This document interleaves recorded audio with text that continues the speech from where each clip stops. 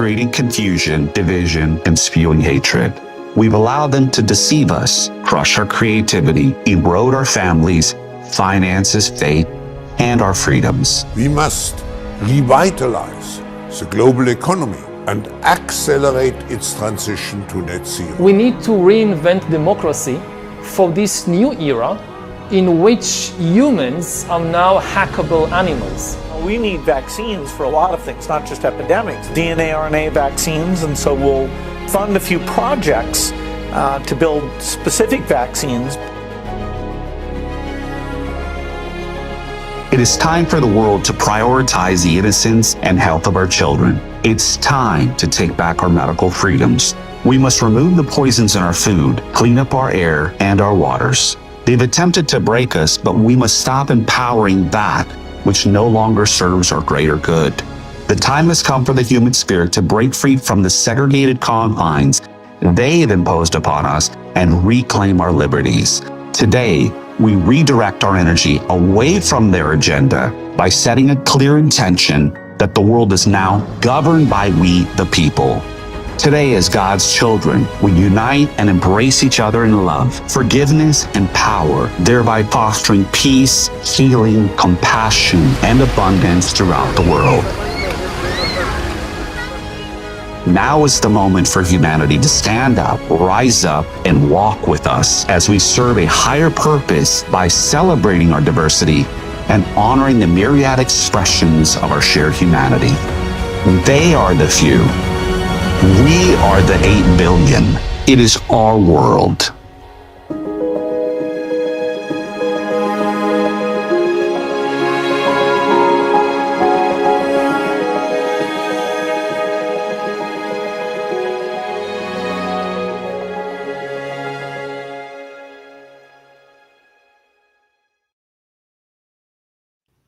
Greetings, everyone. Welcome to today's live broadcast. I'm joined by Dr. Andrea Nazarenko, a community psychologist, an international best-selling author, an implementation scientist, and co-founder of the Inspired Network. Not only this, she is a core partner in the Geneva project, the Road to Geneva, and our amazing rally and summit that's occurring in Geneva in just a week's time. It's my pleasure to be here tonight, this evening, with Andrea, to give you some insights into what we can expect over the next week and help you to, well, hopefully politely and gently encourage you to come and join us in Geneva. Andrea, it's great to be with you this evening.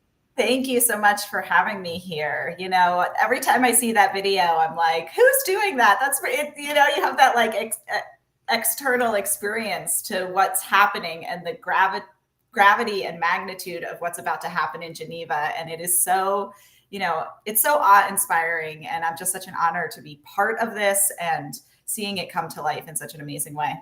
Well, to our viewers at home, please hit the share button. This is the first live broadcast we've done in some time, so please help us raise awareness of not only this conversation, but actually the project that Andrea and I are both involved in here. You're about to depart tomorrow. You're heading off. You're heading to Europe. We're looking forward to seeing you in Geneva. I would love to hear first and foremost your inspiration for this event. For you personally, why is this so important right now at this moment in history? It's a really great question that you're asking, because we all have these stories that we share, and we all have these moments where we woke up, so to speak, or we began to question the narrative, question the systems around us, and question what was going on. For me, I was very fortunate and blessed that I grew up in a family that, one, was oriented towards natural health. I was injured by vaccines as a baby, and for some reason, I was not permanently injured. I was able to heal. I was able to overcome. And I feel that it's my mission that, because I was given a voice when many children who had the same exact injury as I had are ridden of their vocal voice. There are a lot of new communication methods out there, like the speller method, where children are able to spell and overcome this non-vocal language to still be able to communicate. But I always felt that because I was given my voice, it's my duty to use it.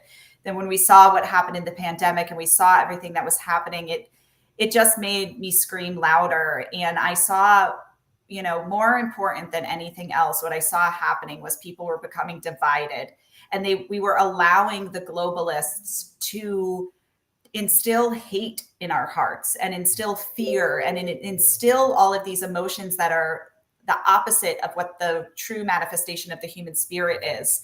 And it's from that I became connected to people like yourself and our other co-collaborators. And this vision that came to life is really, I don't know if you have the same experience, but it's one of those things that's like, you couldn't have planned it out logically from our brain. It came to life because we connected at the level of the heart. And we recognized how important it was to fight for humanity again and to call for people to rejoin humanity, to say we will not be divided, we will not be separated, and we will not let the fear of control divide us. And it was through that this magical thing came to life. And, you know, that's what I was saying, when I look back at that video, it's like, wow, that really, you know, like it's divinely guided at some points in time, because it truly grew a life of its own. And it's just such an honor to be part of it. And yeah, through this project, we've got partners all over the world. We're working very closely together, night and day, quite literally. I mean, the times of the day that we message each other in the preparation for this this experience that we're putting on in Geneva. I want to quiz you on the spirit that you want to bring to this event, because we've spent now 4 years really understanding and communicating what we're standing against and what we're moving away from. And you very powerfully articulated a vision for the message you want to get across from this event. And I'd love you to share your inspiration around the spirit of this event in your words. Yeah. So, you know, we have spent years fighting. We have spent years playing the defense and holding our own and having a defensive lineup that has rocked and rolled and gone really strong. But it's also exhausting, and we're being beaten down, and we're being fatigued and tired and wiped out. And it's creating the platform where the globalists are able to take over. It's easier for them to control us when we're tired. And so it started stimulating for me is, well, what we're missing is the other side of things. With the yin comes the yang. And where is the creation? Where is our offensive strategy? If we don't like what they're giving us, then the onus is on us to create what we want. If we don't like the world that they have put out a very clear concept of the future. We know that they're not going to change to represent the voice of the people, because they're interested in self-gain, monetary gain, self-interests. And so this expectation that they're going to change to serve us is a faulty assumption. And if we want a better future, if we want a better reality, then we are strong enough, powerful enough, and smart enough to be able to create it ourselves. This whole notion that we are powerless and one person doesn't matter and we're victims to viruses or climate change or energy crises or fill in the blank, that is all a taught narrative. That is all learned helplessness. And when we recognize that, and when we recognize that we were not the victims, heck, we just overcame the biggest battle of our lives, and we are the victors. We are victorious. We beat the mandates. We beat the masking. We beat the travel passports. We won that battle. Now the war continues, but this battle has been won. So we need to celebrate that. We need to come together and recognize the limitless power that we hold when 8 billion people of the world unite. Absolutely. Yeah, I love your energy on that. And it's important to celebrate those moments. You know, it does feel like in the world that we live in, this, you know, it's like in Britain, we have a terrible bus service and you'll be waiting for a bus and then 3 appear at once. And it's kind of like, that's that's kind of what we've been dealing with the issues. You sort of get your footing and then there's another 3 or 4 things to deal with. And you're absolutely right. That's the fatigue that comes then fighting. And I think a lot of that is intentional. But when we move into that inspiration, and it's beautiful that you've called your project or your network, the Inspired Network, because it brings that creative energy to it. And that's how we start to move forward. And you're absolutely right. From my perspective, you know, we've lost our democratic power in many ways. We've given up responsibility in so many ways. And actually, this to me represents that reclamation of our personal power, our individual sense of empowerment to be able to influence the quality of our own lives and the world around us. And to me, this moment in history on the 1st of June feels like that's our line in the sand. You're absolutely right. We've had these many battles in this war, but we're actually going to the starting line of our own road to freedom. We're actually starting the opening ceremony of this entire process. So this feels like the beginning. How do you see this now unfolding beyond what we're doing here in Geneva? Yes, you called it an opening ceremony, and I think that's absolutely right. And it's a beautiful depiction because I like to think about the Olympic Games, right? The Olympic Games have all of these competitions, and it's nation against nation, and it's all for fun and it's all for love, and they compete and someone wins in the end. All of that could happen without the opening ceremony of the Olympics. But the opening ceremony is this moment when the world comes together. We become one. We're ready to fight the battles that are to follow. We're ready to acknowledge that it doesn't matter what flag you're holding. It doesn't matter what color your skin is or what God you pray to. None of that matters because we meet at the level of humanity and we share the spirit of what's to follow. That is the spirit of this rally. That is the spirit of the Geneva Project. We're coming together on June the 1st, the last day of the World Health Assembly, because that is the date that becomes the turning point in the trajectory of the world.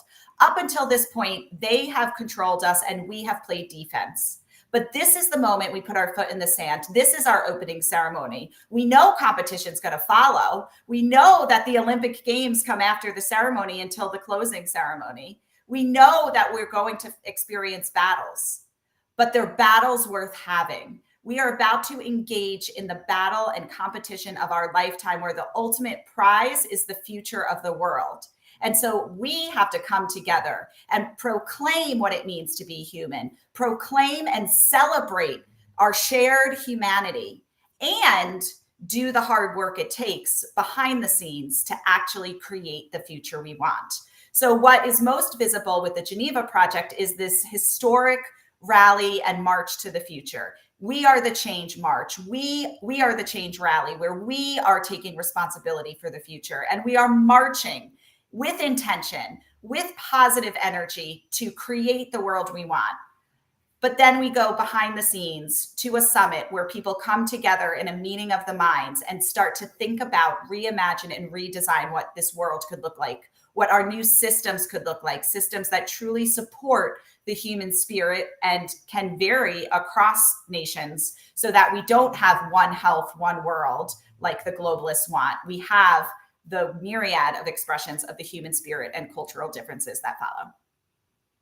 Absolutely, Andrea. And so just could you summarize what people can expect on the day, on the 1st of June, when we gather together outside the United Nations office in Geneva? What was your summary of what's coming up?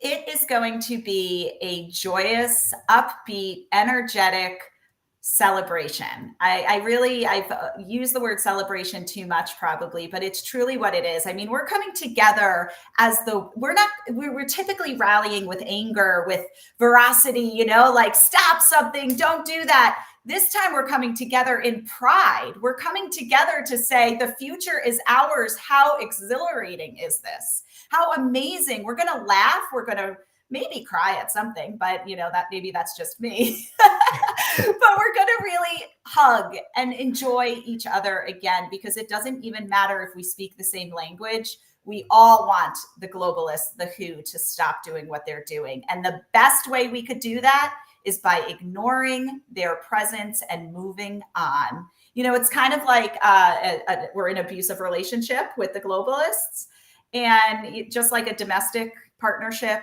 abusive relationship, it's like the wife could keep fighting the spouse and saying, hey, please stop doing that. Please stop doing that. And at a certain point, you kind of just have to get up and leave. And that's what we're doing now. We're getting up and leaving.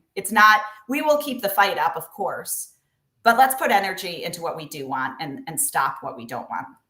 Absolutely. Well, I hope you will join us in Geneva, Dr. Andrea Nazarenko, tonight on the Free Humanity podcast with Astin-Gregory. Join us in Geneva. Find out about the Geneva Project. Head to thegenevaproject.org. Find out how to join us. We have a convoy joining all over Europe from the 30th, Thursday the 30th. We're departing in a week's time. This time next week, we'll already be well on the road to Geneva. We're going to be converging in Geneva on Friday, ready for the rally on the 1st. I do hope that you will join us. Do what it takes to be there. This is a historic moment. Come and see us all and be part of this moment where we draw the line and say enough is enough. We reclaim our freedom and our future. We'll see you there. Good luck with your trip to Europe tomorrow. I know you're ready to be preparing to head out. Glad we've had this conversation. We're taking the plane in the convoy. We're taking the plane, train, automobile. Just get there. It doesn't matter how you get there. You drive the convoy, you take a plane, you take a train, you take a boat, you walk, you cycle. It doesn't matter. Just be there. Thank you very much. I look forward to seeing you in person. And thank you for everyone watching. Please share this episode. We'll see you on the road to Geneva.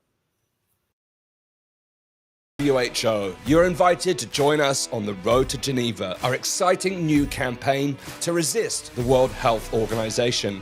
The Road to Geneva campaign will culminate in a pan-European convoy that's going to converge outside the city of Geneva on Friday, the 31st of May, ahead of a peaceful rally outside the United Nations building on Saturday, the 1st of June. If you want to join us, head over to roadtogeneva.com and you'll find about the latest convoy plans, how to get involved, and details of the wider campaign to challenge the WHO. I hope we'll see you on the road to Geneva.